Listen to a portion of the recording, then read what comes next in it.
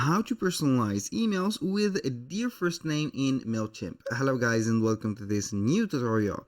In today's video I'm going to show you how simple and easy it is to personalize an email with the dear first name of the customer or the client or the signed up member that has been created for this specific campaign list that you are going to create. It is going to be very easy and very simple. We are going to rely on the classic builder, not the new one. So we are going to head over Mailchimp.com. We are going to sign in into our account, and the first thing that we need to do is to head over the account settings.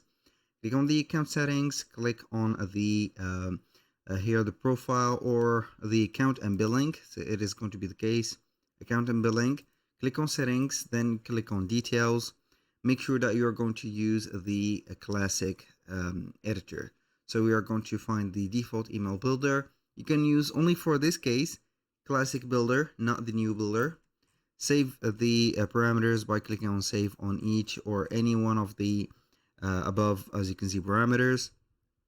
Head over to home, click on create email, then we are going to start from scratch.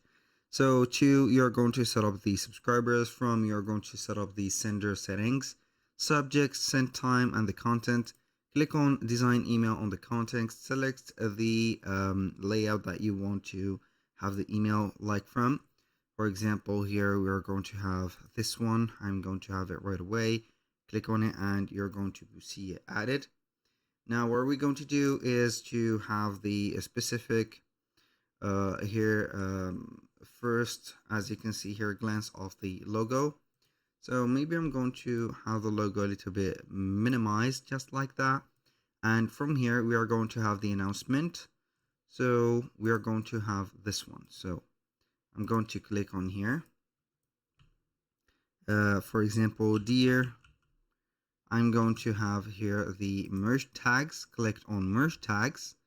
Now we are going to have the member data. We are going to put the last or the first name. It is going to be up to you. For example, I'm going to have the first name, and we have, for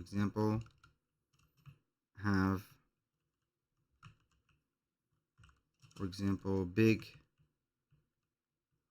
for example, news, something like that. And it is going to be something like this. So it is going to address the customer by its first name. So it is going to have some data or dynamic data that it is going to be implemented and call the customer by its name. Click on save and close, and here you go.